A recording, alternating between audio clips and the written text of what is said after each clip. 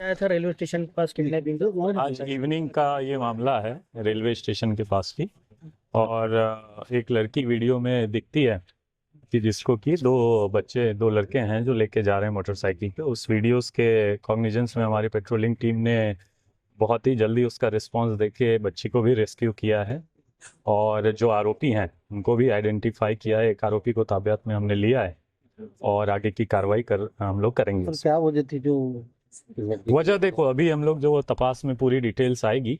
अभी एकदम से प्रथम दृष्टया जो प्रिलिमिनरी इंफॉर्मेशन हमारे पास है, प्रथम दृष्टया ऐसा दिखता है कि दोनों की पुरानी जान पहचान है थोड़ी।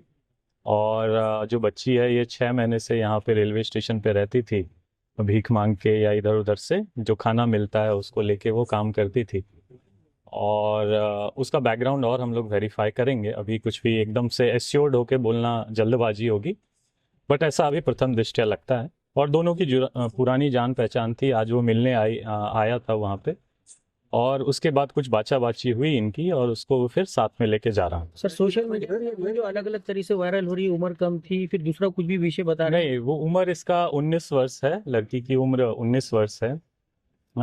उसके डेट ऑफ बर्थ उसने खुद ही बताया और भी हम आगे वेरीफाई करेंगे। और जो उसमें आरोपी है उसकी 21 वर्ष है, उसका आधार कार्ड पैन कार्ड सब कुछ हमने जब्त किया है। और तो मुझे लगता है कि इसमें दोनों में से आरोपी और विक्टिम सारे मेजर ही हैं, इसमें माइनर कोई नहीं।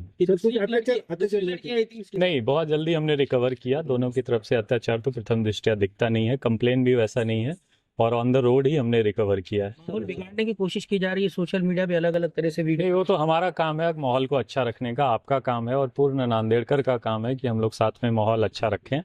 और इसके लिए नांदेड़ पुलिस कमिटेड है कि माहौल जो भी खराब करेगा या ऐसा कोई र्यूमर फैलाता है, अनवेरिफाइड र्यूमर कोई फैलाता है, तो उस पर सबसे पहले और भी कार्रवाई की जाएगी।